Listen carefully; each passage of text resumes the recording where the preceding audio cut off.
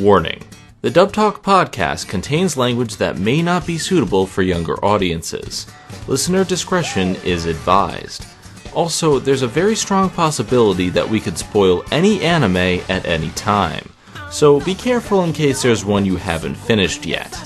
Last, and certainly not least, Zenith is best girl, Chiaki is best girl, Madoka is best girl, Nozaki-Kun is best girl, and I totally ship Seiya with Waka. Come on, fight me, Prof. You know you want to.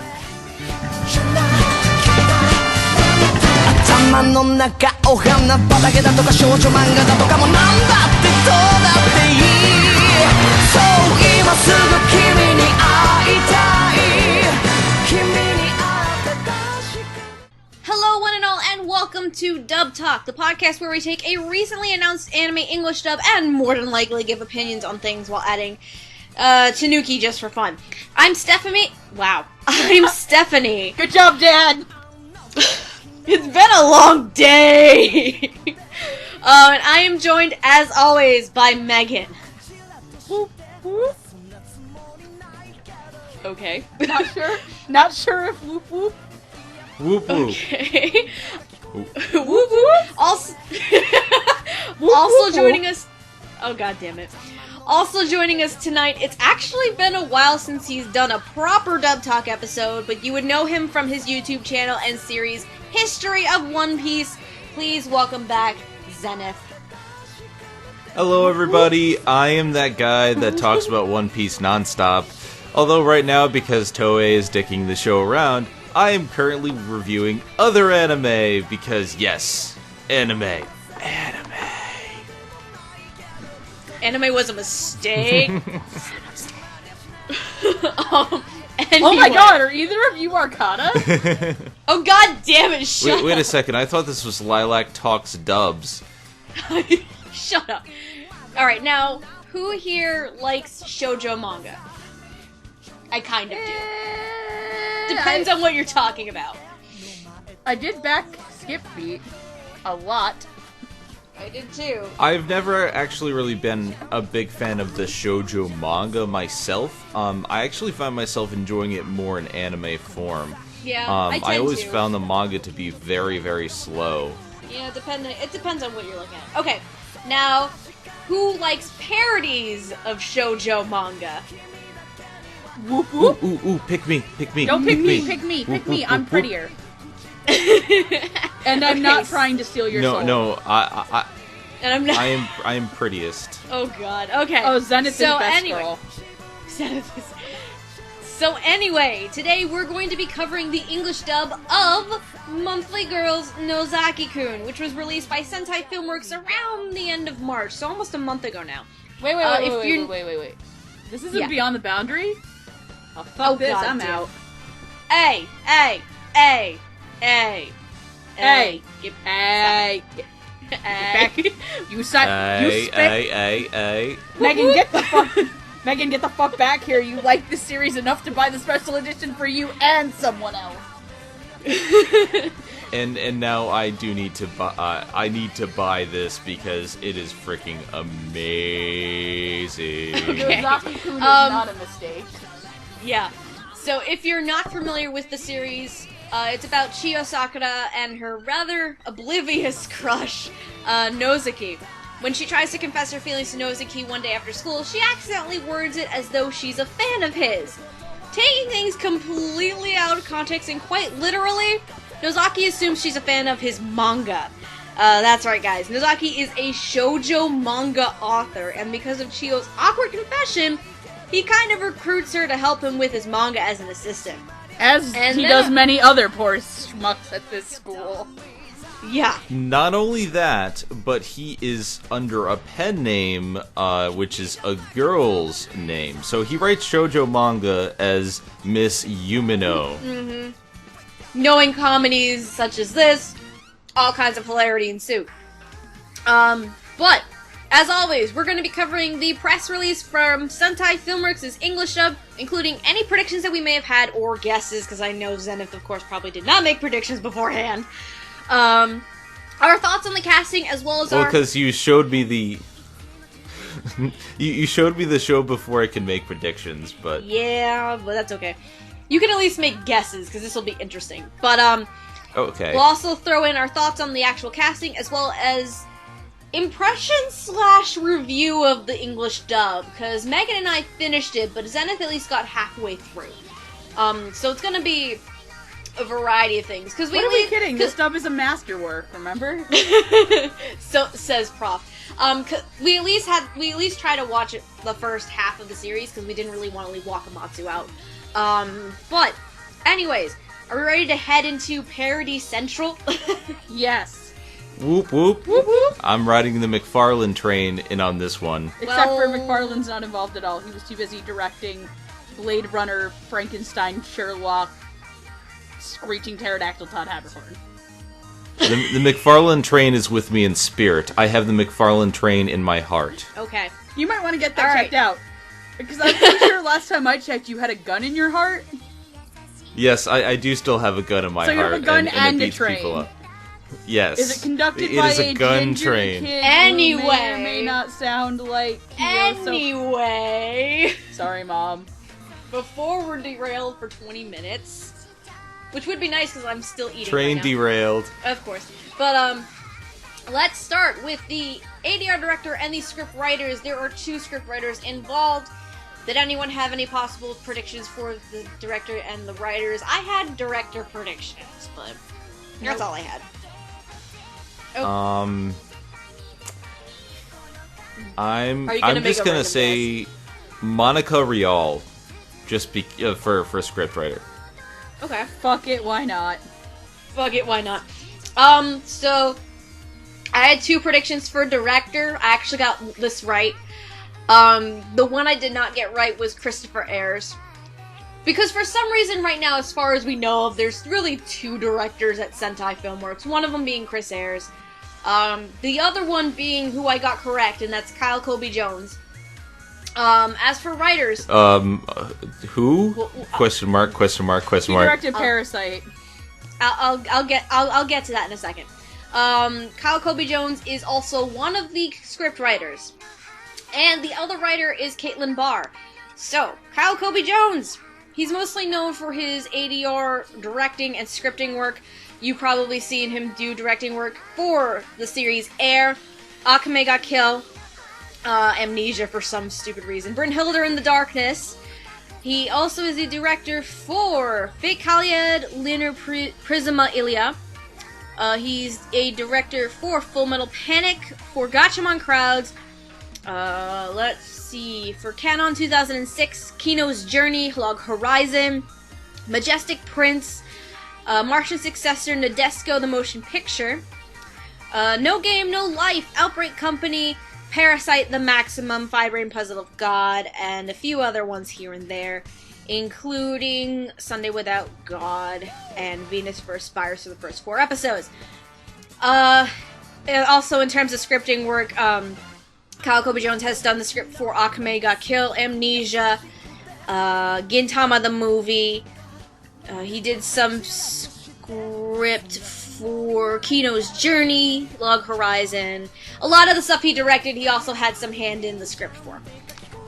So basically a lot of the stuff that I have actually never seen before. Basically. As for Katelyn Barr, she doesn't have a lot of credits to her name, either in voice work or staffing. Voicing, she mostly does background characters. Staff work, she's done scripts for Akame ga Kill, Chaika the Coffin Princess, Fate Kaliad, Love Shinobu, and Other Delusions, Monthly Girls Nozaki-Kun, and Wizard Barristers. That's literally her script credits right there. So, in terms of the directing and the script writing, how do we feel about it? I actually really like the script of the show. I actually think this is really, really well done. It's a fantastic script because in comedies in general, you really have to have a good sense of timing with these sentences.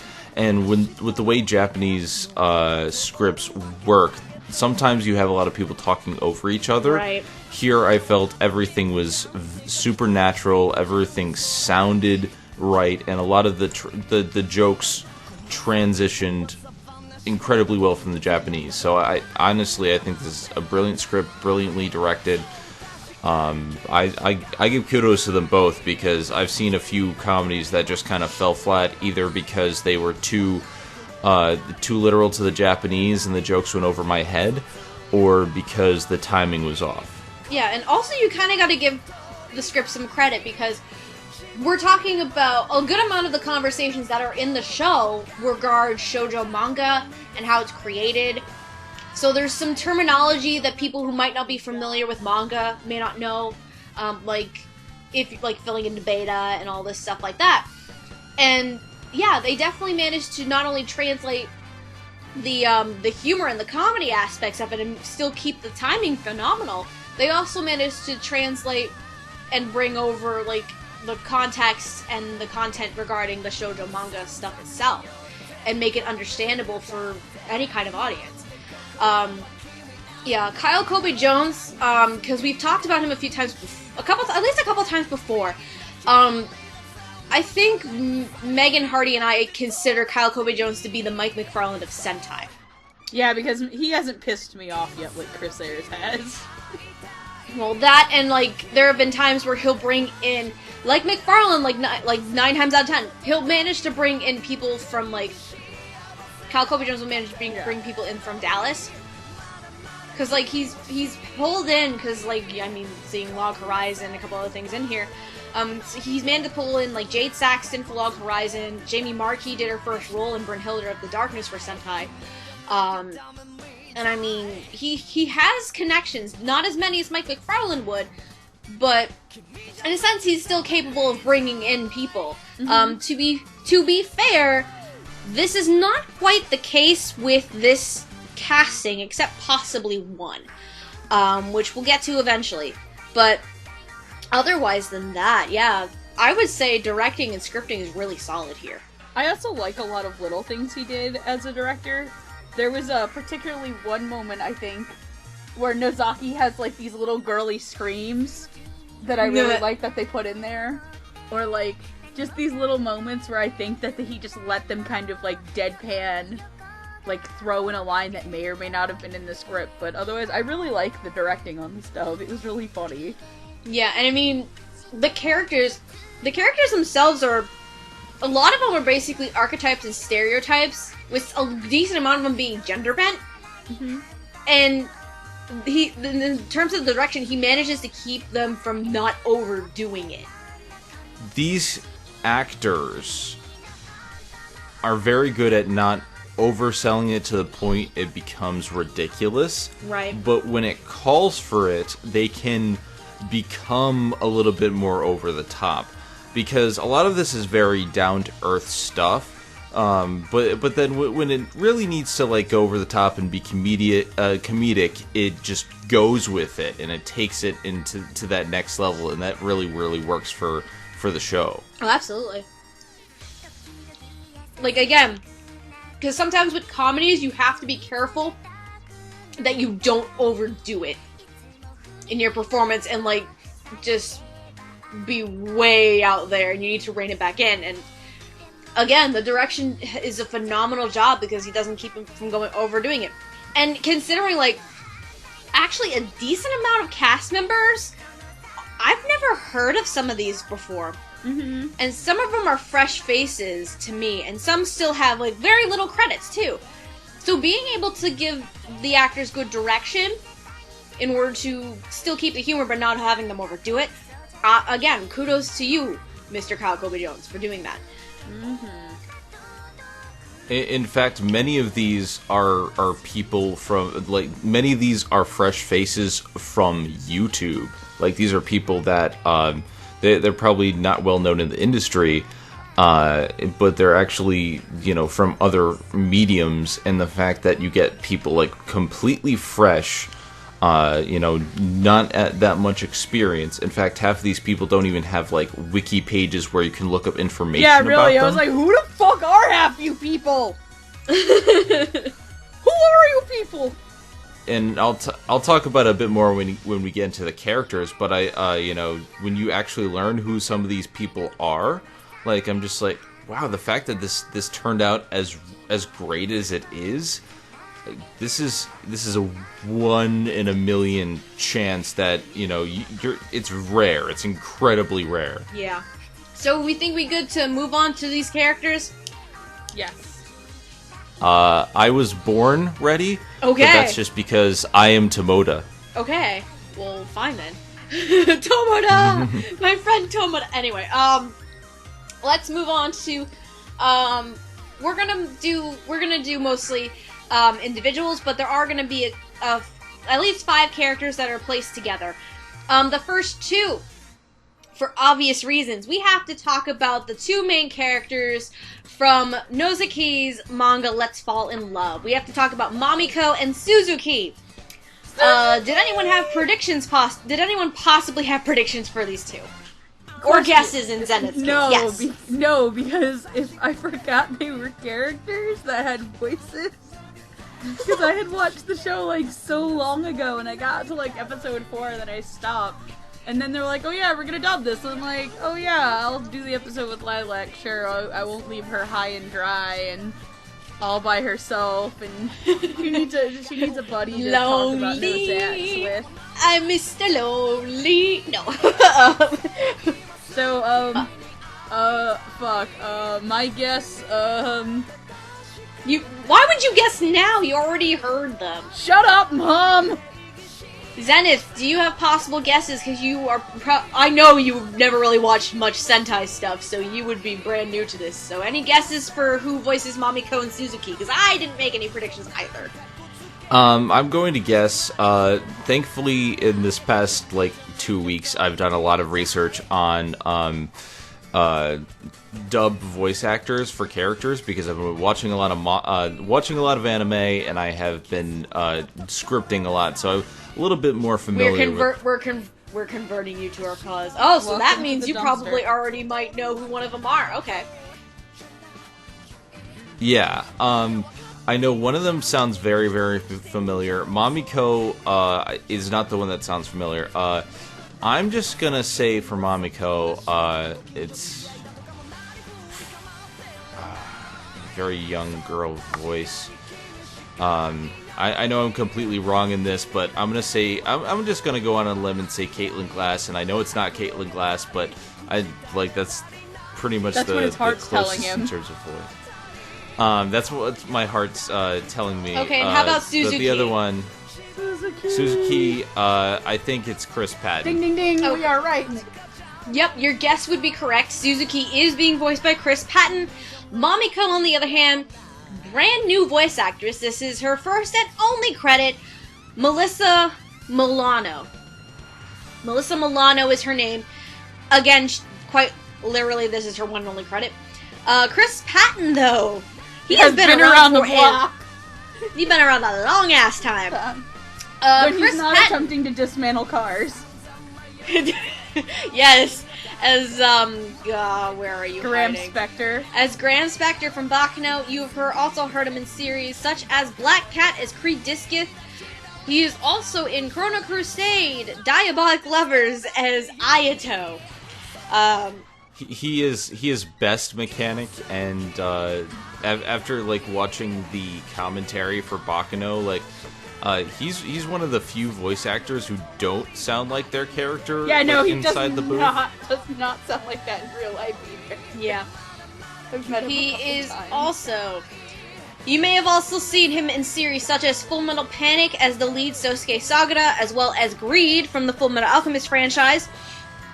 Chris Patton has also been in Gintama the movie, Hamatora, the animation.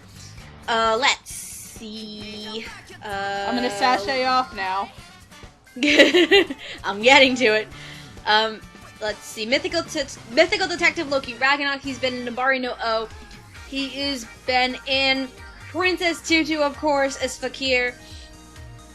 He's also had smaller roles in some series too. He's also the lead in Razvan. But more recently, he has a role in Prince of Stride. That asshole. That asshole. So guess what, guys? Chris Patton is back hanging out with Funimation again after a long ass time. Supposed to be in Dimension W somewhere too.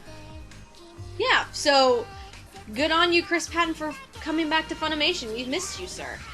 I'm glad things have cleared up, because I heard from what I've heard, there was some sort of disagreement between there was some bad blood. Yeah. It was like that Taylor Swift, video where all the people just start killing each other. Pretty much. And, voice actor battle royale. Yeah. He had his wrench, and he decided, I'm just going to dismantle all the things. Voice the little girl character. No, I'm going to do it. Anyway. No, I am best girl. I'm best girl. Anyway. I'm best girl. Oh, God. By the way, can I please point out that Chris Patton's character in Prince of Stride happens to have one of my favorite next episode previews, where he starts whining at Princess Bryce. Oh, God damn it. So, how do we feel about Melissa and Chris Patton as Mamiko and Suzuki? Because to be completely honest, I didn't expect Chris Patton as Suzuki. I think they were like, we need to find the epitome of that guy who plays shoujo heartthrobs in every anime and make him play, like, the stereotypical dumbest written shoujo heartthrob we can think of. And they found the perfect voice. That sounds about right. I think with Mamiko and Suzuki, this is I know we said, like, they kept in the terms of the direction, they kept the actors from overdoing it. Mamiko and Suzuki are probably the exception to the rule, but this is okay. because they're supposed to be over the top. Because they're parody. They're manga characters, yeah. The manga is supposed to be looked at and not be considered like real life, and they take it in directions like for example the bicycle thing in the manga, where like they just tried various different ideas, and there's no person in the world who'll just be like, hey, I have a 4-seater bike, who gets this seat? And then but because it's a manga, they're allowed to take it a little bit more over the top, and right. I think both of the actors did a great job doing that. Mm-hmm. Yeah, especially and Patton is no stranger to the ham. No, he's not. And then for Melissa, he eats that ham. Oh, yeah. He has a giant like ham sandwich, eats it, and then he records. Heard his preferred style of bacon is Canadian. Nice. But yeah. Anyway, and for Melissa, this being her, as far as we know of, her first and only role with Sentai. It's definitely a nice place to start, especially if this is your, like, first time doing an English dub like this.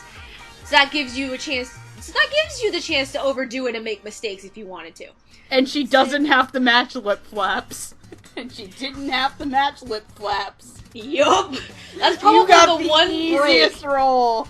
Congrats, you don't have to match lip flaps. It's kind of like Chuck Huber's Devil and Baccano. It's a lot easier when you don't have to match the lip flaps of the character. Except for he does at one point when Elmer makes him choke on his cig. Yeah. Well, yeah, but then a lot of it's internal monologue too. In fact, he only has like 2 lines that he says out loud. But anyway, back to the show. Yeah, these two are manga characters, so this is pretty much a non-visual representation of them. You don't actually see their lip flaps move, and in case you're wondering why that's a hard thing to do, Japanese is a very, very different language in the way it's structured and the speed of which they talk. The lip flaps move at least twice as fast as people in America speak, because there's so much more syllables in the Japanese language. So it's very, very hard. Yeah, it's not easy. But anyway, Melissa and Chris Patton, I definitely say, good on you guys for voicing these wonderful, wonderful manga characters. Do we want to move on to our trio? Yes. Okay. So, the next 3 we're going to be talking about. We have manga editors Ken and Mino, and we also have another manga author, Yukari Miyako. So, Poor bitch. just context-wise, Ken is Nozaki's current editor. Mino used to be Nozaki's editor, but is actually now the current editor for Miyako. And Miyako is Nozaki's next-door neighbor as well. So, I didn't have predictions for these three. I don't know if anyone had predictions or guesses. Oh, what do you have? I did. Let's see, Yukari. Because again, I watched maybe 4 episodes, so I didn't know who everybody was. And I thought Yukari was older, and she said she had done a Sentai role.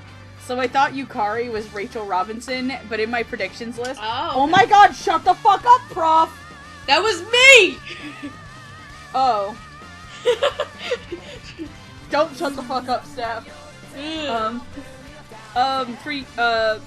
Miyako, I had Rachel Robinson, but in my list it says the lady who was Dr. Drinky in Snow White. Okay. For Mitsuya, I had Tai Mahani, because nobody tells Shu Sakamaki how to bathe. And for Ken, I had David Wald. Okay.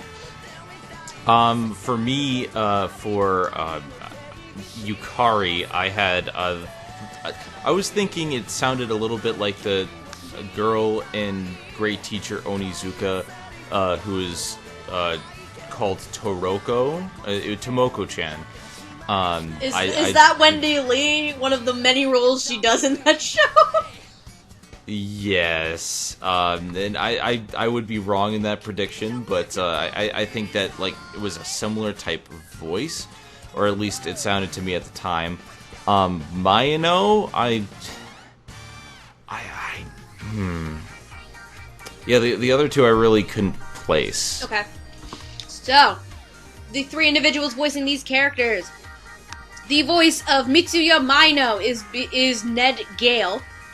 The voice of Yukari Miyako is Brittany Deege, and the voice of Ken is, I'm probably gonna butcher the name, Louis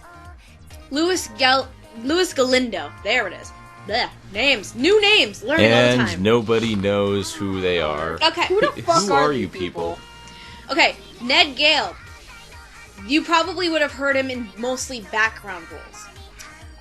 So Mino is probably his first really big name role.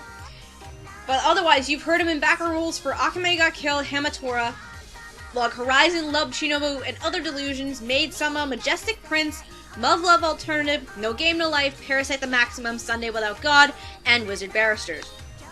Brittany Deege is also still new as well. This is her first big name role for Miyako. She's also been in series such as Magical Warfare, Nobunaga the Fool, Parasite the Maximum, and Upote, the short ONA series, not the original. And then Louis Galindo, he's also pretty new, but he does have at least a few more named roles compared to the other two. You've heard him as Gasuke in Hamatora, Nobuhide Oda in Nobunaga the Fool, and he's also had small micro roles in Akame ga Kill, Aura, Chaika the Coffin Princess, and Parasite the Maximum. So, how do we feel about these 3 individuals? I mean, they're not around often enough to form a big opinion as from what I've seen, although Mayano is glorious. I think they did a great job of making him douchey as fuck. Annoying, douchey and annoying, but at least charming. You can kind of see why Yukari would at least kind of go along with what he's saying. It kind of seems like he means well. Like he means well, but he doesn't know what the hell he's doing. In fairness, he has inklings of good ideas. I was gonna say, I like them. Sometimes Yukari kind of was a little too like, oh, okay, like kind of voice for me, but it didn't really ruin the character or ruin the performance for me. It was more I'd of a have to nitpick say than anything.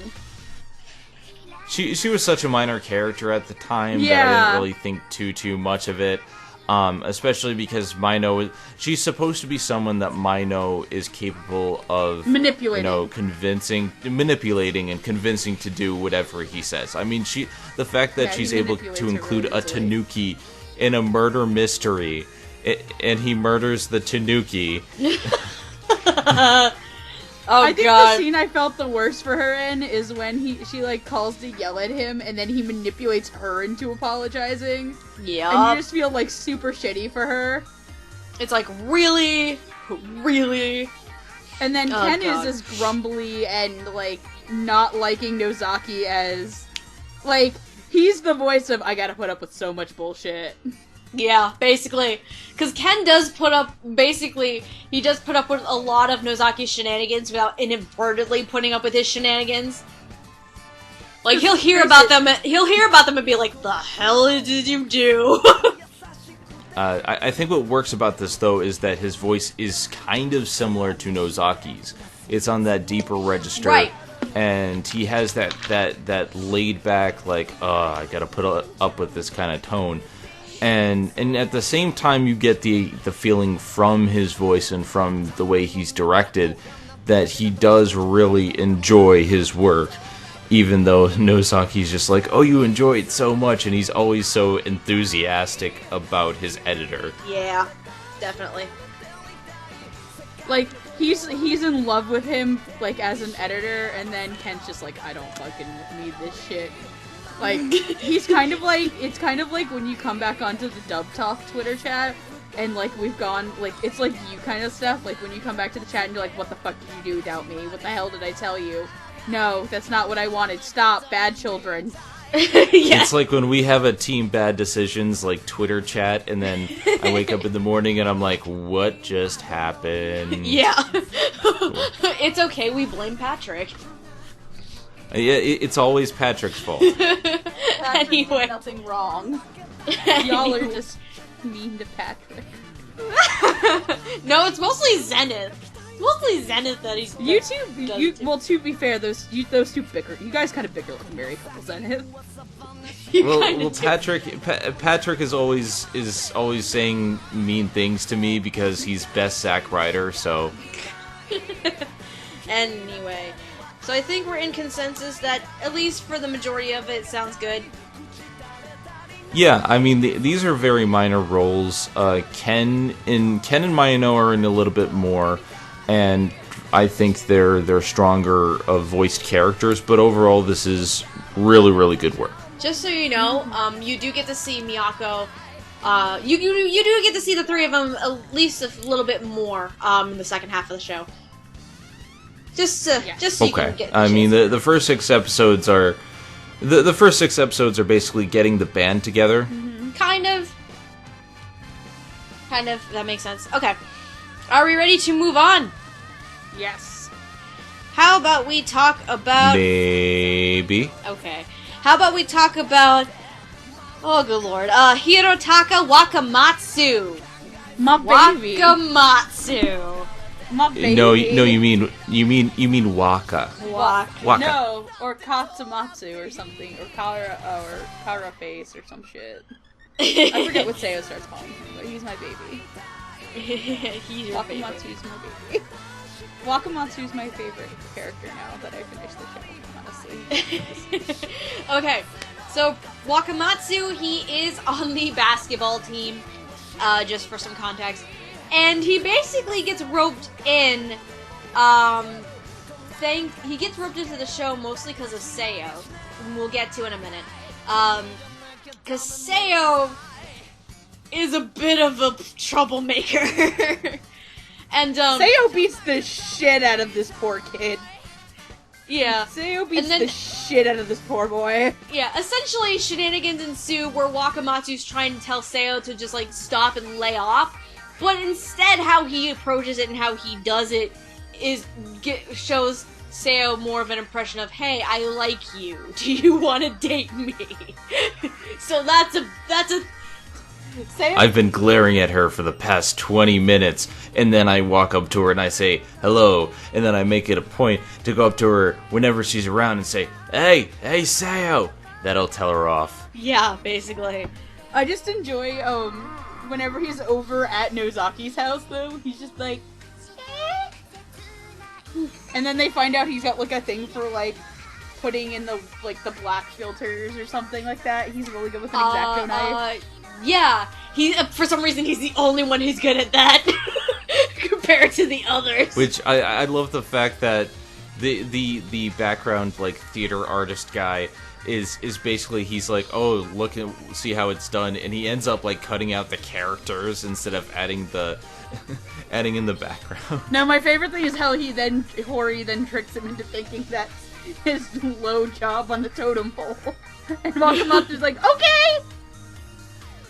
Yeah, Wakamatsu's the youngest. He's so into it. Yeah, Wakamatsu's the youngest. He's a first year in high school. Wakamatsu's his own brand of stupid. While everyone else except for, I think, Hori, are second years.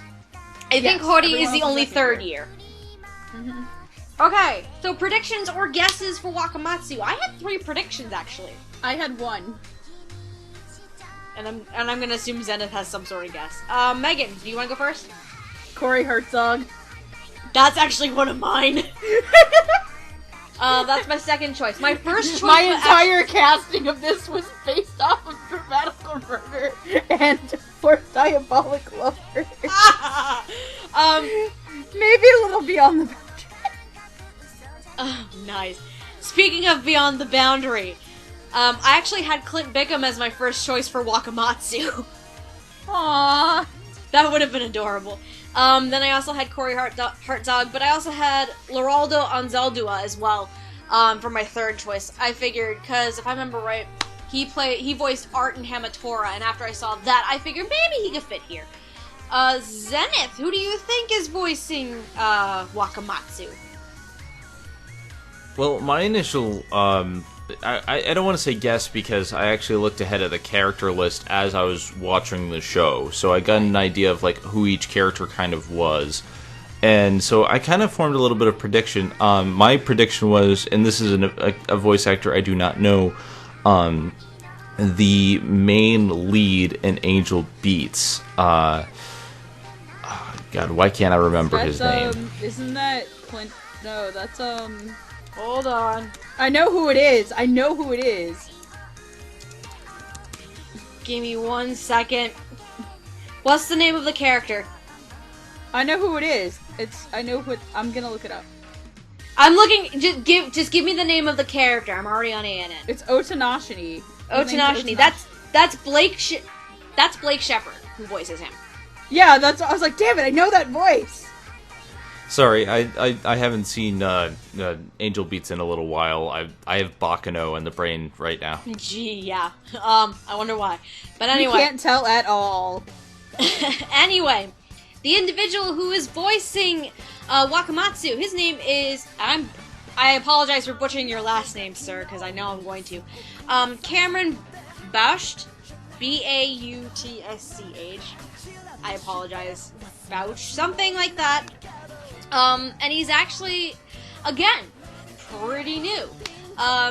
In terms of other roles, his only other named role is Hari, from Martian successor Nadesico to Motion Picture. But he's also had background roles in Angelic Lair, Batum, Parasite the Maximum, Saint Seiya, Sayuki, and Ushio and Tora, the OVA series. How do we feel about Wakamatsu? He was so cute! Someone like this, they could have easily made, like, very, very overly pathetic, but they gave him a very strong voice. Mm-hmm. And even when he's being kind of clueless, he ends up sounding like he knows what he wants, and he's kind of a character that is very assured in who he is, even though he's a little bit on the ditzy side. I like that. Yeah. So Wakamatsu's a little bit of a dumbass, and I love him. He's adorable. But how I feel originally, because I've actually watched through the dub twice now. Originally, I wasn't too fond of Cameron's performance of it. At least through the first time. The second time, I kind of started enjoying it a bit more. And the more I thought about it, it actually, like, how the tone of voice was and some of the inflections that he does, you want to know who it reminded me of a bit? Who? Joel McDonald. It really did, actually. Because I think I was trying to watch through Nozaki. This was not too long after you and I rewatched Baccano together, Zenith. So, of course, Joel's Jacuzzi was in my mind, and then I was rewatching Nozaki-Kun, and I was like, this sounds so similar to Joel McDonald. Like, inflection-wise and the tone of voice, it's a little bit different, obviously, than Joel's natural-sounding voice, but it sounds what's really so weird? similar. When you say Joel McDonald, Jacuzzi isn't the first thing that popped into my head this time. Guess what popped into my head? I don't know what. Because we were talking about cosplaying it. Are you talking about Jaya? Fucking Jaya! We still don't know who's gonna be our Jaya of the group, but anyway.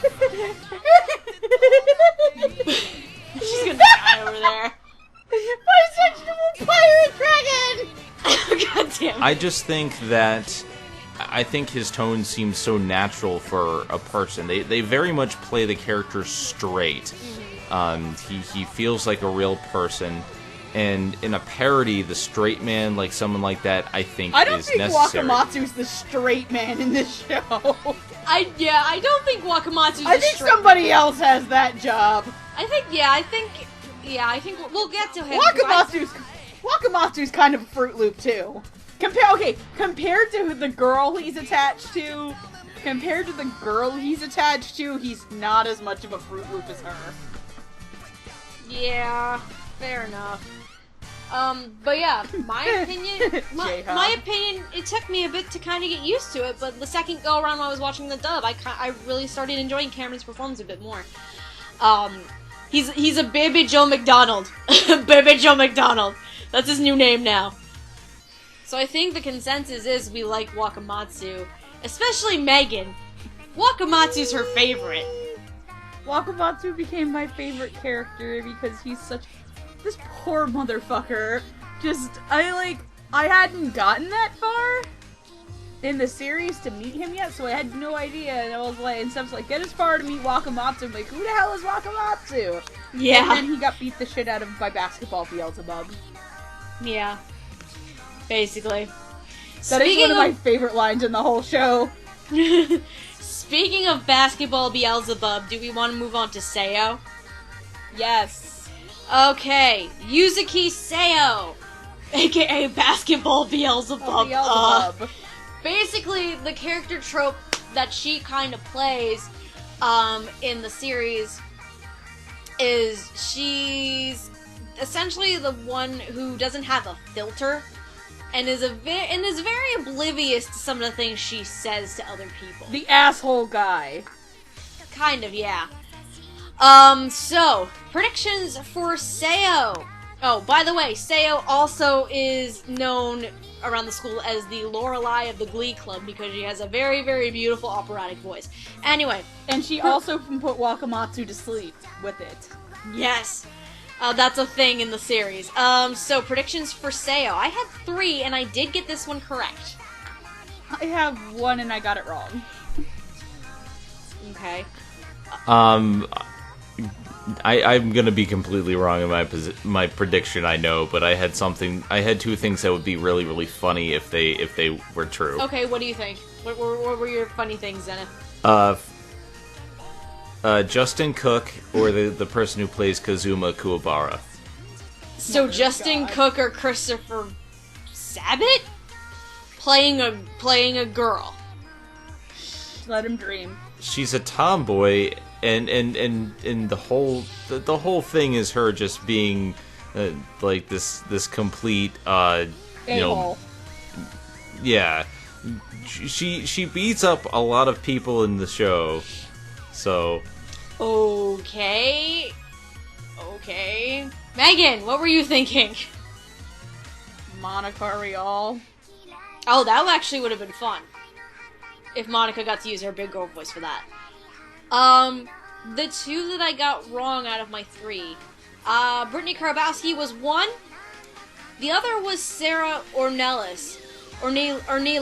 Sarah Ornelas. I had to look her credits again. because I was like, why did I pick her? And because I'm still learning Sentai voice actors, I picked her because I saw a little clip of her voice work as Stephanie in No Game, No Life. And I heard that voice, and I'm kind of like, I can kind of picture that as Seo.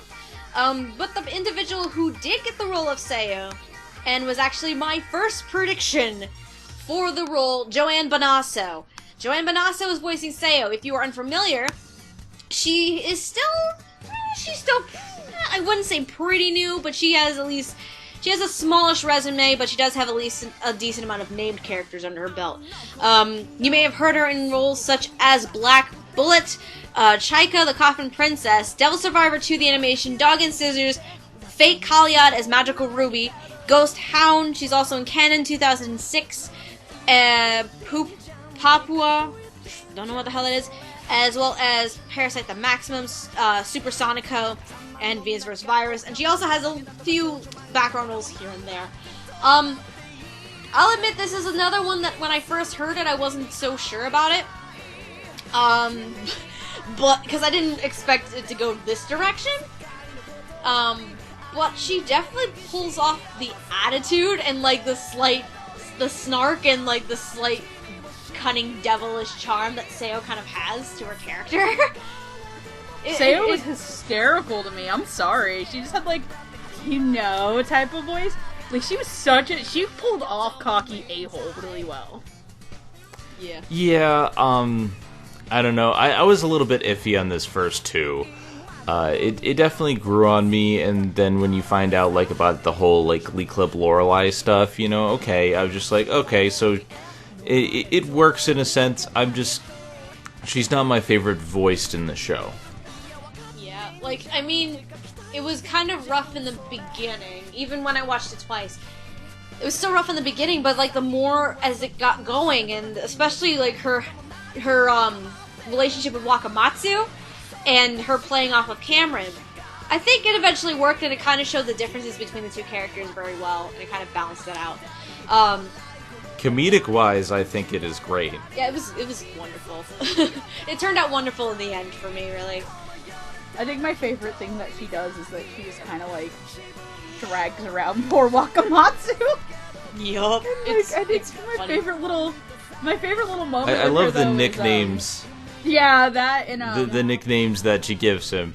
No, my favorite kind of moment is when it's like, and he worked up the courage to give me these gloves, and because Nozaki thought he was gonna smack her with them.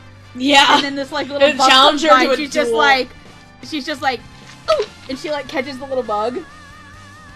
Like that's my favorite little Seo moment. Other than her being called Basketball Beelzebub, like that's just probably like the greatest little small moment of writing in the dub. It's Basketball Beelzebub. And you know, I kind of ship it because they actually are kind of cute together. Yeah, that's the thing. I totally want to see them get together. Yeah. I wish there was a second season of this, because this would be so much funny. But that's okay.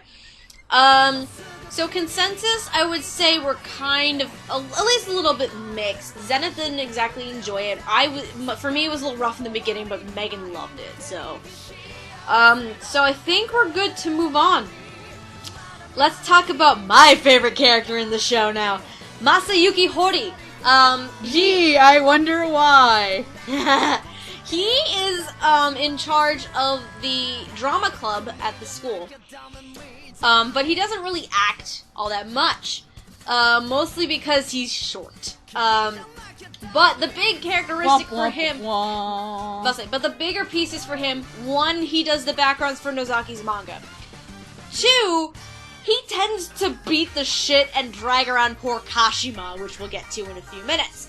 Because Kashima man of this show. Because Kashima is Kashima, for God's sake. And when we get to Kashima and describe what kind of character Kashima is, you'll understand. So predictions for Hori. Dave Matronga was my first choice.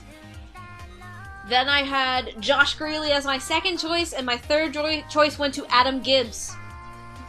I thought all three could pull it off if they wanted to. My only choice was Blake Shepard. Understandable. I didn't have any predictions, really. I just enjoy the fact that I actually have to go back and watch this in Japanese, because, the guy who plays Hori in the Japanese is from one of my favorite shows that's only in Japanese. That Zenith should totally watch one day. Oh, Lord. Just saying that Zenith should totally watch the show. And so should you, Lilac. Just saying. Are we talking about Crocodile Basket, No Basket again? Maybe. That's a yes. That's a yes. No, we're talking about the Devil's a Part-Timer. God! Fuck off, you judgmental whore. If we're talking Devil is a part-timer, then the guy who plays LCL is my prediction. Okay, so that's actually who it is in the Japanese. That's funny. No, in the Japanese, the Devil is a Part-Timer. Hori and LCL share a voice. Oh, okay. Oh, wow. I must be psychic or something. Well, just so you know, though, it's not Anthony Bowling who voices Hori, because he's the one who voices LCL in Devil's a Part-Timer. The voice for Hori is Adam Noble, who is also fairly new to the anime dubbing world, but he is at least have a few decent roles. He looks like he has a total of 6 roles credited for. Akame Got Killed, Brunhilde in the Darkness, Multi Girls Nozaki-Kun, of course, Outbreak Company, Parasite the Maximum, and Wizard Barristers. I fell in love with this performance the second he showed up. Maybe I'm a little biased because Hori's my favorite character and because I'm a theater nerd like he is, but it's still, it's my favorite performance. It really worked so well. And especially playing off of who voices Kashima. Yeah, really. It worked. It worked. I fell in love with it right away. I was like, yep, somebody I'm good. Buy Hori a beer. When he's old enough, somebody get Hori a stiff drink. They work off each other very nicely, and, you know, I don't know too much about the voice actor, but honestly, I think it worked. Again, it kind of comes down to a lot of fresh voices and new voices we haven't heard of before. And the fact that Kyle Kobe Jones managed to direct them rather well.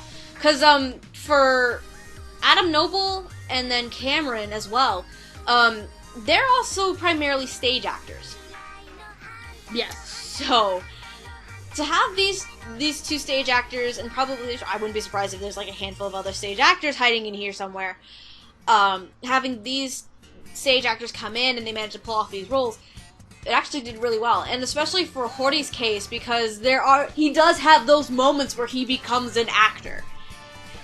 The stage actor in him does come out, and for Adam Noble, it works really well. So, my favorite. I loved it. My favorite performance of the show. I liked it a lot, too. I'll get into my favorites in a bit. Okay. So, are we ready to move on to the Prince of the High School? Yes. The Prince of the High School. Now to Prof's favorite character. Now to Prof's favorite character. Damn, why didn't I think of asking him to join us if he wanted to? Probably because he's busy being covered in curry. Because he's best girl. Oh god. So Yukashima. Yukashima is the Prince of the High School, even though she is a girl. She is the Prince of the High School, A, because she tends to play the princely characters in the shows for the drama club. B, because she's able to say all these cheesy lines and quote-unquote hit on girls with such confidence. Women fawn over her. Yeah, women fawn over her. She is such a flirt that every single girl in the school is madly in love with her, dudes. Except for Chio. Yeah. And some of the dudes. As Miko Shiba puts it, she says these cheesy lines with such confidence. That's basically what it comes down to, because when we talk about Miko Shiba, you'll understand why that's something that he talks about. Predictions for Kashima! This is the only other one I actually got right. Like, I have one and I got it wrong. When I looked over my predictions again recently when I was setting this outline up, I remembered I got Seo and Kashima right, and I was like, how the hell did I get those right? But, Zenith, I don't know if I want to ask you if you know who this is. Oh, I know who it is. Okay, so we're gonna skip you for now. Megan, what was your prediction for Kashima? My only prediction for Kashima was Terry Doty. Okay.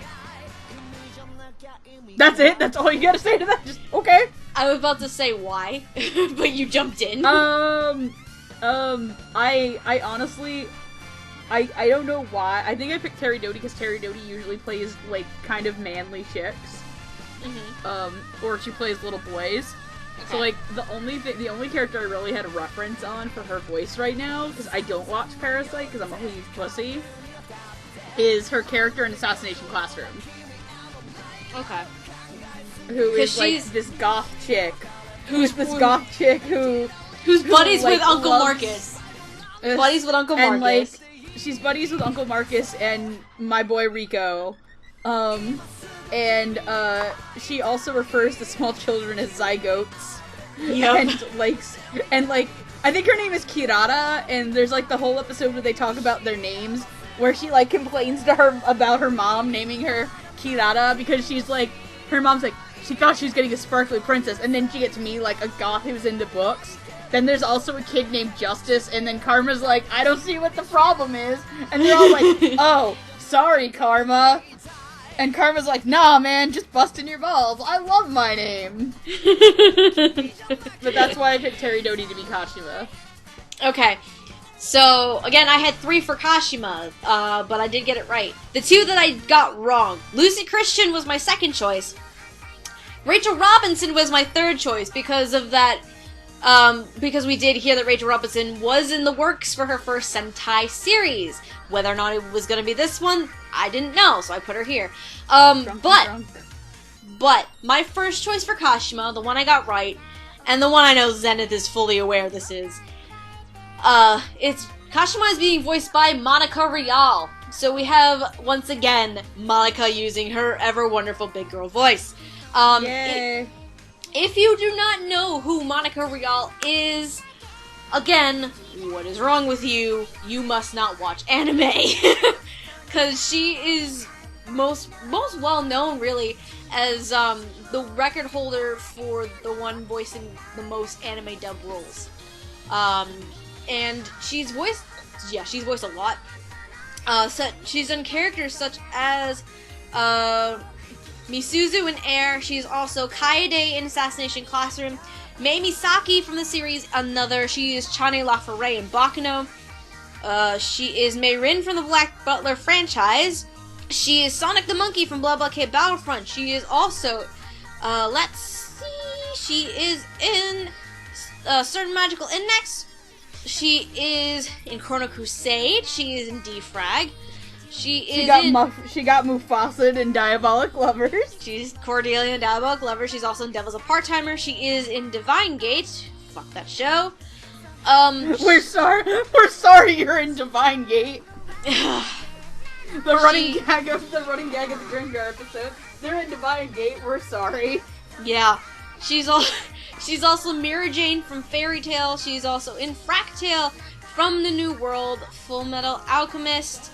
Garo the animation, now that the episode has been recorded, she is Emma Guzman in Garo. We can talk about Garo, finally, yes! Yes! She's in Hanayamata, Heroic 8, High School of the Dead, Initial D, Kami-sama Kiss, King of Thorn, Kino's Journey, Kokodo Connect, good lord. I'm pretty sure she's somewhere in Gangsta. Yeah, she was. She's Michiko Melandro from Michiko and Hachim. Aw, yeah, bitches! Yeah, she is also in Neon Genesis Evangelion. She is in Noragami Arigoto. She is in Oran High School Host Club as Renge. She is in Pony Dash. She is in Parasite Dolls, Peacemaker, Princess Jellyfish, Princess 9, Real Story of Devil, Razafon as Haruka. She is in Rolling Girls, Sager Blacksmith, Say I Love You, Selector Infected, Seraph of the End is Cruel. She is in Sergeant Frog. She is in Show by Rock. She is in, good lord, where am I? Supersonico. She is in Show My Rock. She is Tsubaki's Soul Eater. Show My She's in Rock. Speed Grapher. She is in Strike Witches. She is in Terror in Residence as Lisa's fucking mother. She is in Tokyo Ghoul as Rize. She is in Tokyo Ravens. She is in Tsubasa. She is anime at this point. Like, She just is just anime. She's By the way, she's in Wanna Be the Strongest in the World. She's in Watamote. She is in Welcome to the NHK. She is Yona from Yona of the Dawn. She is Ginkgo from Yurikuma Arashi.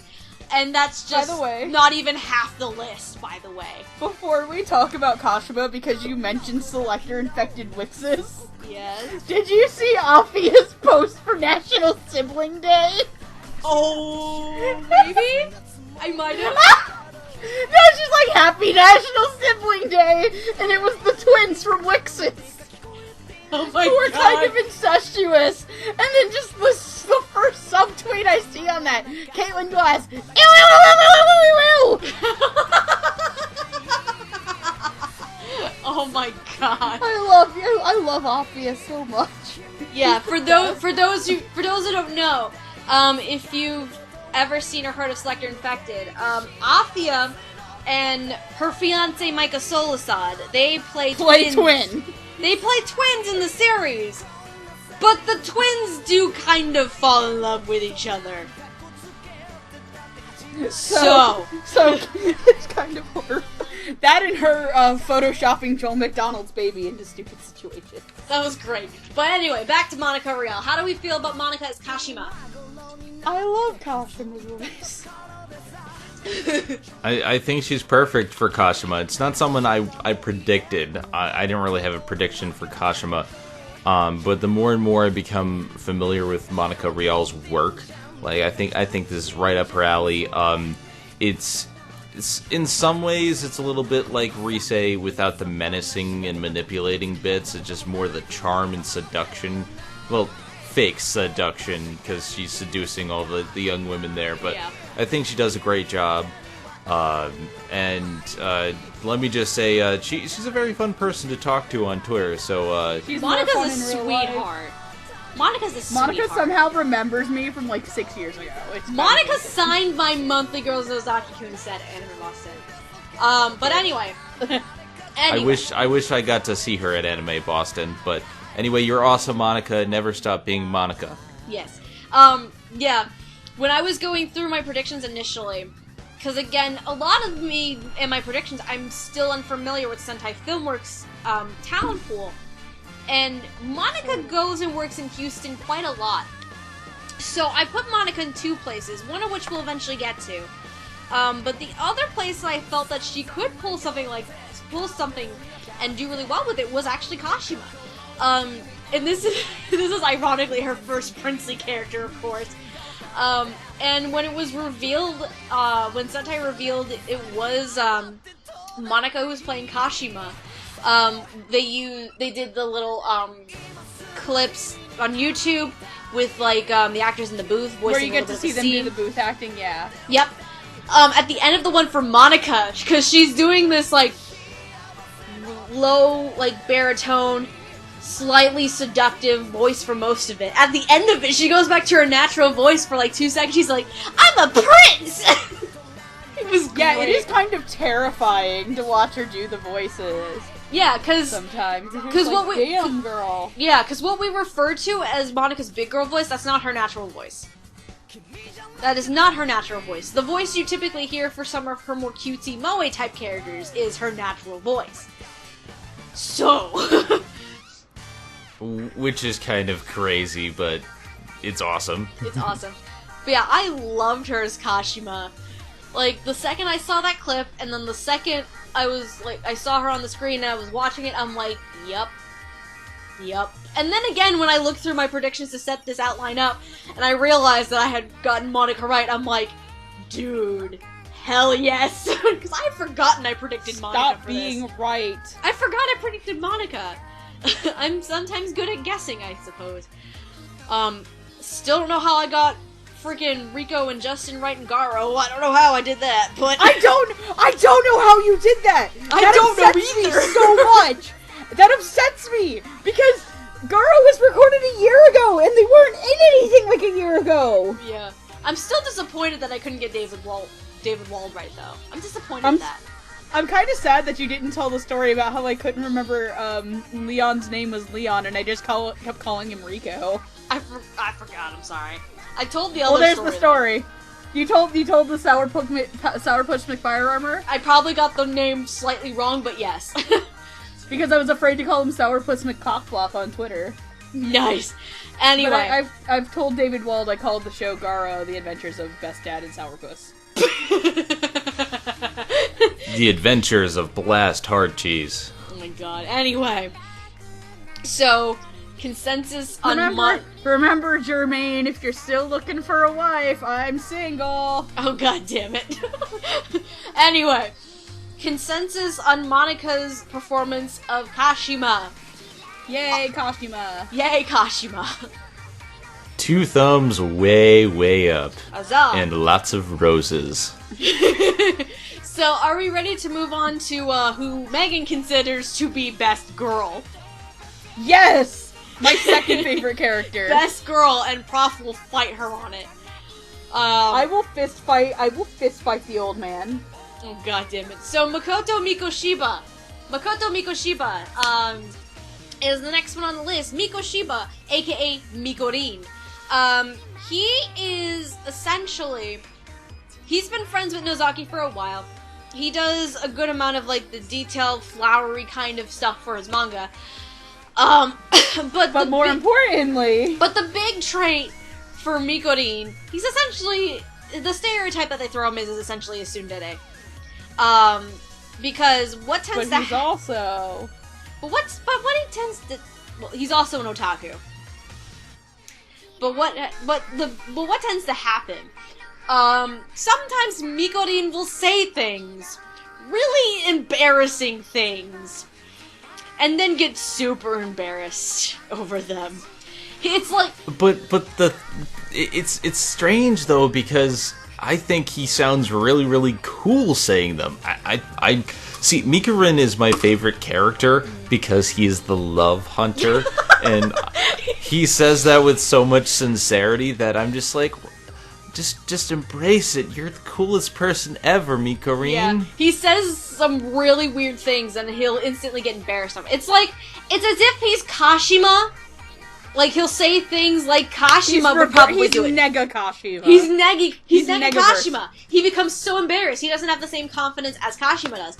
But anyway, predictions. I had 3 for Mikorin. I had 3, but I was gonna say with Mikorin, you forgot the part that he is actually Mamiko in real life. That is true. Nozaki based the character of Mamiko off of Mikorin. I forgot about that. This is true. So, predictions. Back to predictions. Zenith, do you care to take a guess as to who it might be?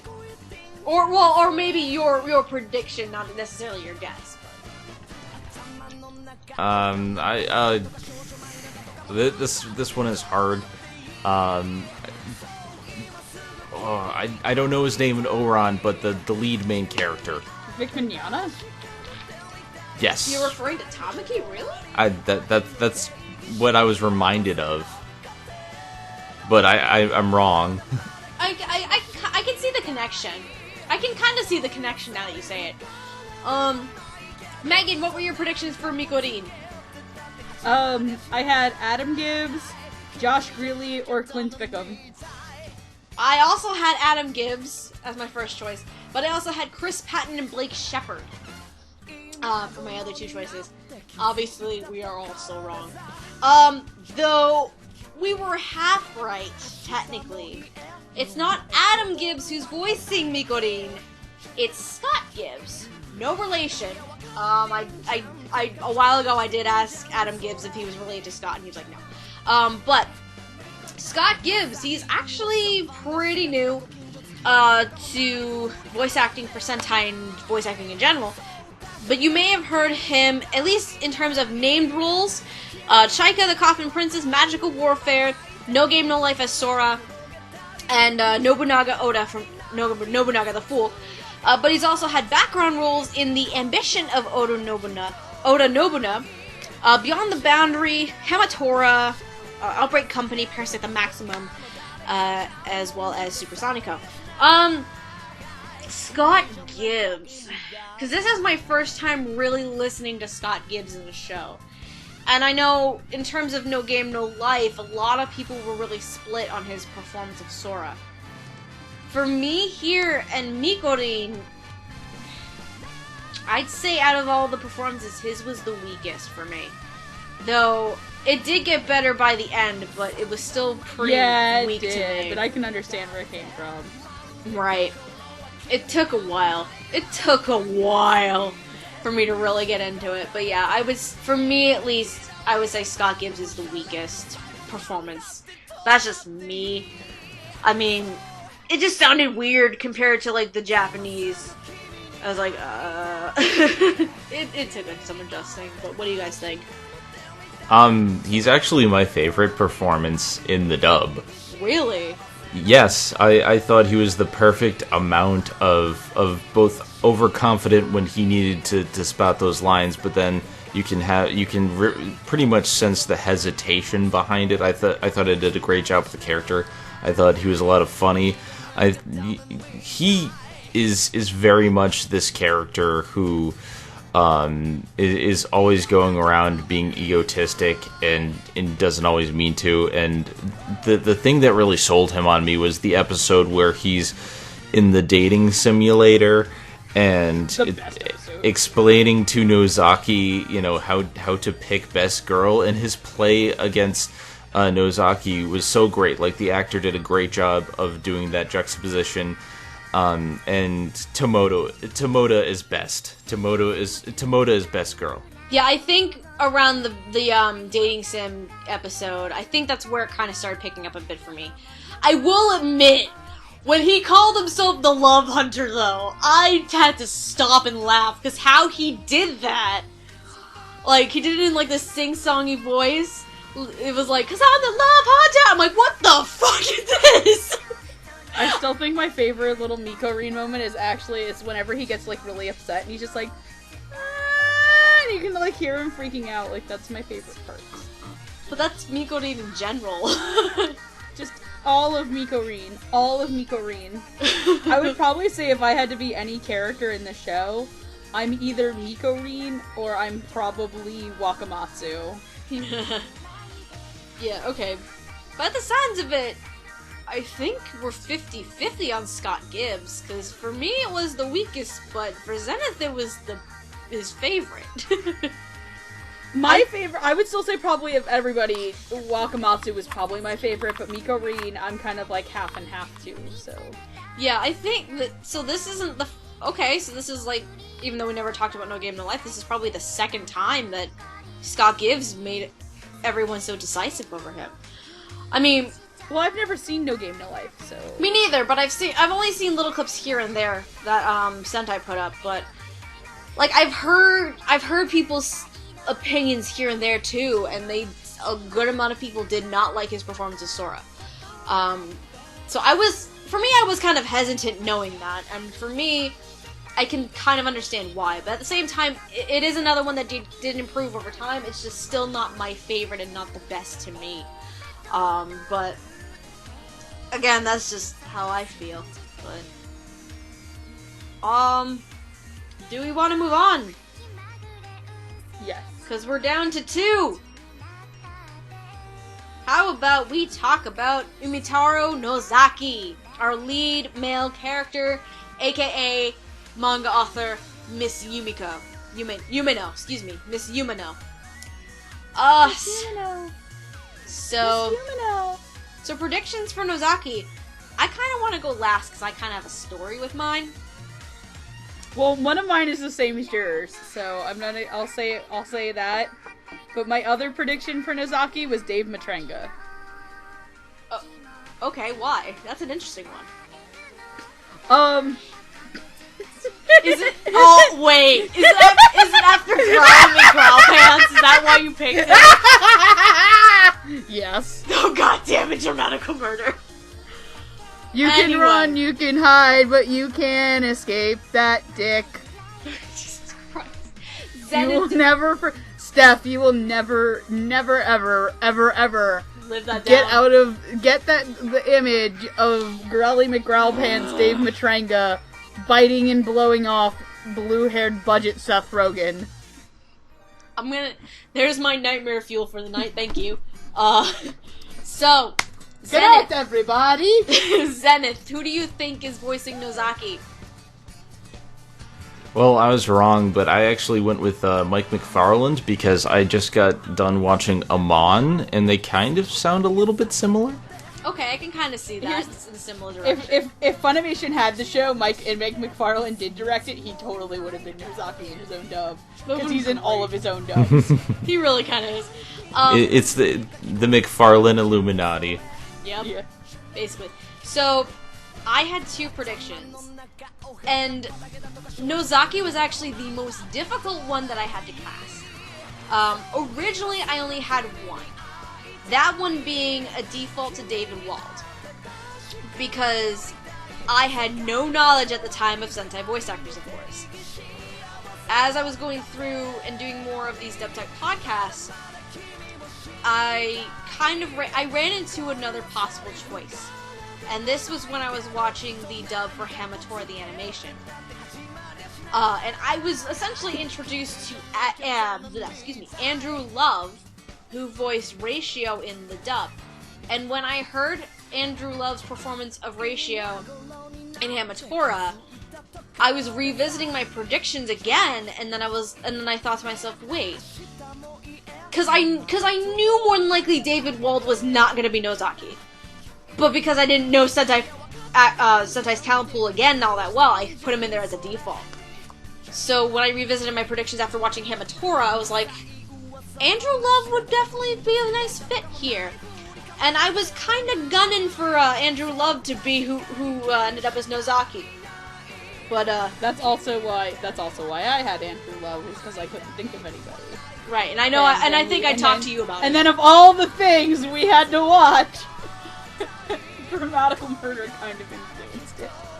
That's true too, because Dramatical Murder exists, and Andrew Love is also not. But anyway, we're all wrong. So, the wonderful human being who is voicing Nozaki is Tai Mahani. Nobody tells Shu Sakamaki how to bathe! Yes. You may have heard him as Shu Sakamaki from Diabolic Lovers. You may have also heard him in roles such as Akame ga Kill, Brynhilde in the Darkness, Devil Survivor 2 the animation, Gatchaman Crowds, Hankiden 8 Dogs of the East. He is also in Love Love, Pupa, Five Brain Puzzle of God, and Samurai Gun. He's also had smaller roles in Black Bullet, Elfin Lead, Full Metal Panic, as well as Hamatora, Log Horizon, Madlax, and Parasite. So, Tai as Nozaki. I will seduce all the girls. I was like, I fell in love. This is another one similar to Hori. I fell in love. I did. I love it too, and it's fantastic. It really worked, because, again, I was so dead set on Andrew Love being Nozaki that I was kind of mad that it wasn't him when I saw the announcement. But then when I heard it, I got to see it and I got to hear it, I was more than okay with it. Yeah, I think it's a great job. Admittedly, at first, when we were watching it together that night at Anime Boston, I thought he was a teacher because of the voice. But then again, like, I kind of sound a lot older than I am. So I the more I watched of it, I'm like, this is a really great performance. And when he gets into acting like Mamiko, so brilliant. Like, I love every bit of that, and I love the way he's able to switch between the monotone Nozaki and the super excited Nozaki. Yeah, Nozaki definitely has a lot of pretty deadpan moments, pretty deadpan and pretty oblivious, and Tai pulls them off really well. Like, I love I think it was to you, Steph, was, I love when Nozaki, when he's being Mamiko, and he has those little girly squeak moments. Yep. Like, that's my favorite fucking thing that happens with him. Yep. But my other favorite things, like, I think it's whenever he's like, when he's being the mixer, when they're doing the mixer episode, and he's got the bunny ears. Hello, I am Nozaki, and I'm here to seduce all the girls, and he doesn't know what he's doing.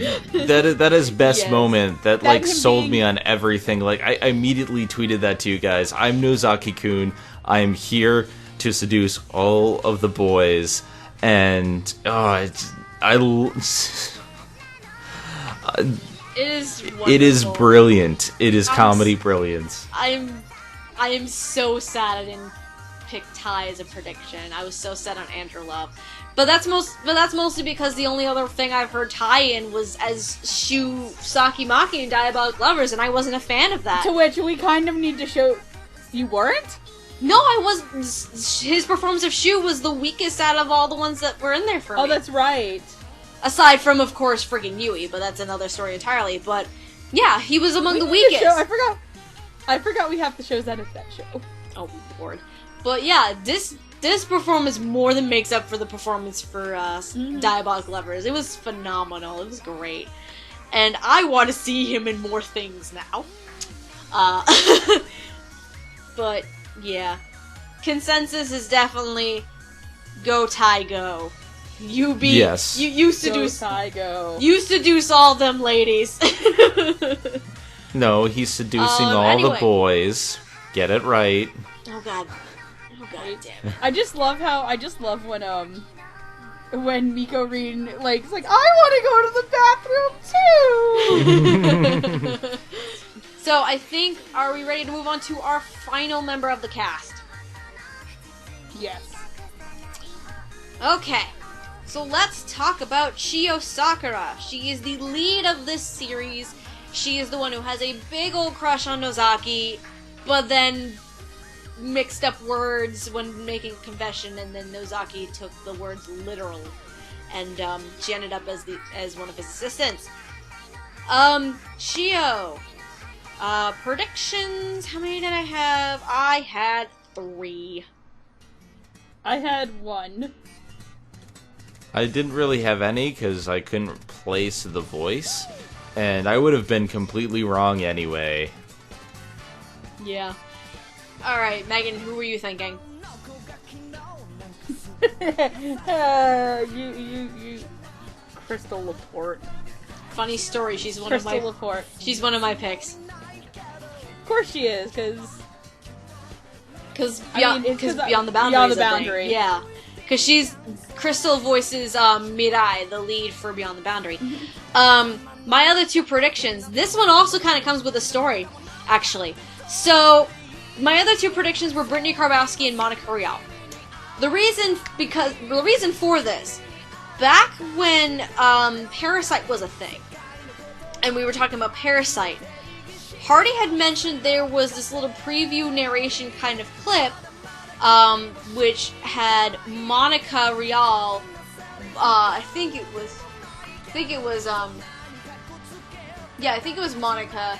No, it was Ōishi. He brought this story about Ōishi. So Ōishi,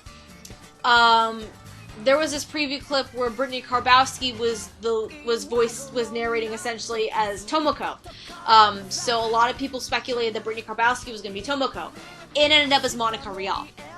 So the reverse kind of happened here with Nozaki-Kun. There was a small little narration ad type of clip where Monica was the narrator and essentially Chiyo. So after that whole incident that Hardy mentioned during the Parasite episode, I had predicted Brittany Karbowski as my first choice, and I was like, I wonder if it'll be flipped. I wonder if the reverse is gonna happen. It's gonna happen now. No, it didn't happen, unfortunately. But both Brittany and Monica could have pulled it off if they really wanted to. But the voice behind Chiyo Sakura, her name... Wait. But before you say who it is... Yes? Just for laughs, my prediction is that it's an army of Caitlyn Glass, 20 Caitlyn Glasses mixed with Monica Rial. That's my prediction. Okay. Okay, we'll go with it. Fuck it, let's go. So Juliet Simmons is the voice of Chiyo Sakura. She probably has one of the longer lists of credits. Not, of course, not as long as, like, say, Chris Patton or Monica, but at least a bit longer than some of the other cast members that we've talked about. For Juliet, you may have heard her in roles such as Akame ga Kill, AKB 0048. She is also in Dog and Scissors. Excuse me. In Fate Kalia, she's in Girls und Panzer. She's in Hamatora. She is in Maid Sama. She is also in Mug Love. She is Joan d'Arc in Nobunaga the Fool. She's in Outbreak Company, Shining Hearts, Tamako Market, and Upito, as well as a variety of small background roles. However, that is not the most famous thing she is known for. Oh god, why, what? She's also she also does, covers of songs on YouTube under the name Jubiphonic. Oh, that's right! She, I think, it was me and Ken at Anime Boston kind of bonded over this. Ark brought his friend full of anime over, and me and him were like, Kage Pro? Kage Pro? Kage Pro? Kage Pro! Yeah, they had a moment. We also found out we're also from kind of around the same hometown, which was really funny. Nice. We are actually from, like, we're kind of from the same area in Brooklyn originally, but we had never met each other before, mostly because I moved to Florida when I was, like, 3. But we're both huge Kagero Project fans. And she, kind of is known for doing the most famous covers of them. So yeah, if they ever do dub the series, if Aniplex ever gets off their ass or releases it from jail, I would love to see her get to be in the show. They're never gonna. But I know that'll never happen. Yeah, they're never gonna release it, just like they're never gonna release things like Samurai Flamenco. They're never gonna do it. But anyway. I was tweeting about the character, like, oh, I don't know who Juliet Simmons is, but it's really, really good as Chiyo. And then someone linked me to the songs. I'm like, well, fuck, interesting. She does a really, really good job. So, yeah, like this is something that kind of came out of left field for me, but very, very good job as the character. Yeah, Juliet was really cute as Chiyo. But she also played Chiyo's sarcasm very, very well. Because this girl can be really sarcastic. She could go to deadpan in like a second. Yeah. It was really good. And that's what made the first episode work so, so well. And when I first saw this episode, I'm like, okay, this is a really, really good dub. Because of her ability, her and Ozaki playing off each other, and their ability to go from like deadpan to really, really cute, to from this and that, and they just go with it. Whatever I don't know who, how they were directed, but whatever direction they were given, they just went with it, and they did it. Brilliant job. Again, it goes back to Kyle Kobe Jones as the director, and probably to an extent him and Katelyn Barr, I think it is, as the writers. The fact that the localization and the script was really good, and then Kyle Kobe Jones did really good with directing, definitely shows here as well with these performances. Agreed. They just took whatever direction they were given. They went with it. They seem to have so much fun with it, and the fact that they're able to stop like what they're doing on a dime and go from these big bombastic moments to really, really down to earth to really silly at the drop of a hat is testament to how good these actors really are. Yeah. And especially with the kind of content and humor with this show in particular, it's not easy. It's not easy, and especially since Sentai has never had the strongest set of dubs out there. They've been this might be one of their strongest. Yep, they've been definitely working their way up there at least in recent years, and Nozaki-Kun is probably the strongest one I've seen from Sentai yet. To be fair, I have not finished Parasite. I have not seen Akame ga Kill. I have not seen No Game No Life, though I've heard iffy things on No Game No Life. But Nozaki-Kun One day I will get a fucking Haikyuu dub. Yeah, please and thank you. And while we're at it, let Kyle Kobe Jones direct it so we can get a pretty decent one, because apparently he's the go-to director for Sentai. He is the go-to director for Sentai. I haven't seen too many Sentai dubs, but between this and Angel Beats, I mean, like, I think they have a pretty solid repertoire under their belt, so, you know, I like what I'm seeing from Sentai. I would say for you, definitely Zenith, check out Beyond the Boundaries dub. Mm-hmm. But Sentai does have some pretty shitty dubs out there. Especially a lot of Traumatical Murder. Especially a lot of the early ones that when Sentai was still new as a company. And of course they didn't exactly have much of a talent pool to work with. So a lot of the early ones weren't exactly that great, but in the recent years it's been getting a lot better. It's been getting a lot better, both in quality and in voice talent and staffing too. Like all around, they've been improving a lot in the past few years. But yeah, I would definitely say may as well go into overall thoughts on the dub of Nozaki-Kun. This is probably to me the strongest Sentai Filmworks dub I have seen yet, and I love it to pieces. Definitely. Yeah, I think it's quite fantastic. It had me rolling in laughter many, many times. It sounded natural, and that's a problem I have with a lot of, either shoujo or comedy dubs, is where they don't make it sound natural. And this did. Yeah. And so I'm behind this. I'm riding the Nozaki-Kun dub train. Yeah. I would definitely say this is probably one of those shows that I would prefer to watch in English. Though some of the performances I was a bit iffy on, and some of them they did grow more towards the end. Particularly those being like Scott Gibbs, Joanne Bonasso, and Cameron, who plays Wakamatsu. But overall, because the direction was really good, the writing was solid. Especially for some of the difficult content, and especially the comedy aspects of it, it was phenomenal. It's just one of my favorite Sentai dubs as of now, and this is probably a show I would prefer to watch in English from here on out, rather than go back to the Japanese. Definitely. Just because I can get the humor a lot more, and seeing the character reactions, because I'm able to understand the content that they're saying because of the translation and localization is really well done. So, definitely, I enjoyed this dub. If you haven't seen it, you should see it. Just saying. Exactly. Go watch it. Pick it up. You'll probably have to buy it from Right Stuff or some shit. But it was an awesome series, and I'm very happy I finally got to watch the whole thing and was very impressed by it. Yeah, absolutely. I've only seen 6 episodes, and already I want to own this, and that should tell you something, because I only recently started anime collecting, but I don't really just pick out series to buy on a whim. Like this is something that I think everyone should. If you're a fan of comedies or shoujo, you should have this in your collection. Yeah. I actually did kind of buy this on a whim, which is terrifying if you know what version of the series I bought.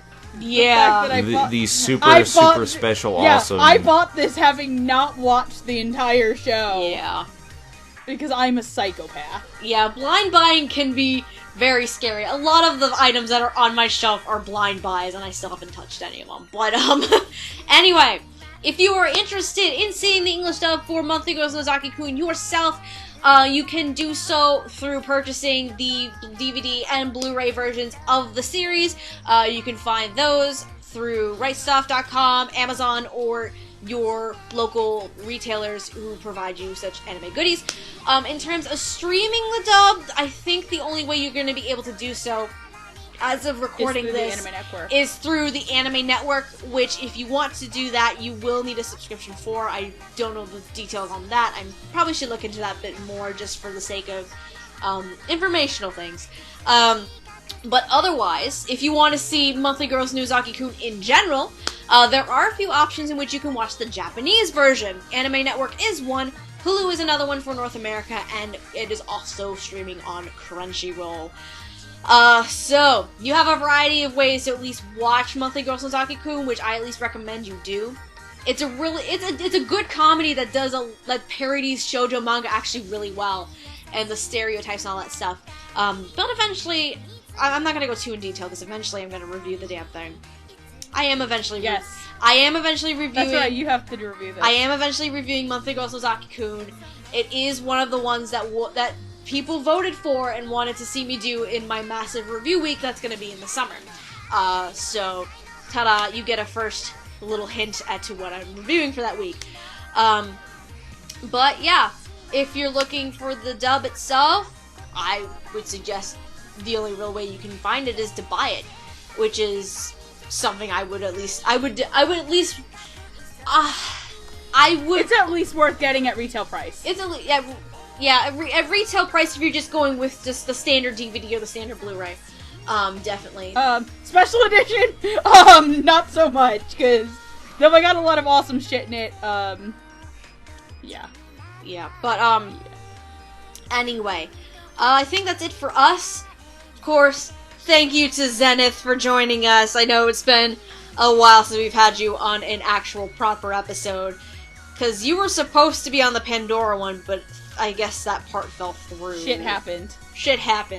I had a little bit of problems with work, so I was unable to actually watch the Pandora dub, which I'm sorry for that. And then there was also the Lost episode that I was supposed to be a part of, and I was a part of, but it didn't come out. Don't worry, we punished him. Don't worry. So yeah, it's been a while, but thank you very much for having me on, and especially Nozaki-Kun, because this is one that, you know, they personally showed me this at Anime Boston. Because I didn't have a copy of Seraph of the End yet. And that's next year. It was a lot of fun. So I really want to get Nozaki-Kun now. I'm actually planning on reviewing it in the future, the far future. Woo! But yeah. Thank you very much for having me on. And, of course, if you're interested in anything else that Zenith does, you can find him on his YouTube channel, youtube.com/Zenith Will Rule. Is that correct? Zenith Will Review. Zenith Will Review. That's what it is. But you can follow him on Twitter at Zenith Will Rule, though. Aha. As for Megan, of course, you can always find her on Anime America, youtube.com/Anime America Podcast. But yes, and we actually just announced we're bringing back our podcast. Huzzah! We're actually bringing back our long-form podcast as of last week's announcement with our sponsor, but I'm not saying who it is on recording. You'll have to actually go watch our 2-hour birthday bonanza live stream for Robin, in which we discuss wonderful things like Sailor Moon, our favorite YouTube channels, and horrible, horrible stories of torturing children at theme parks. Oh lord. Yeah. Not actual torture, just like musical torture.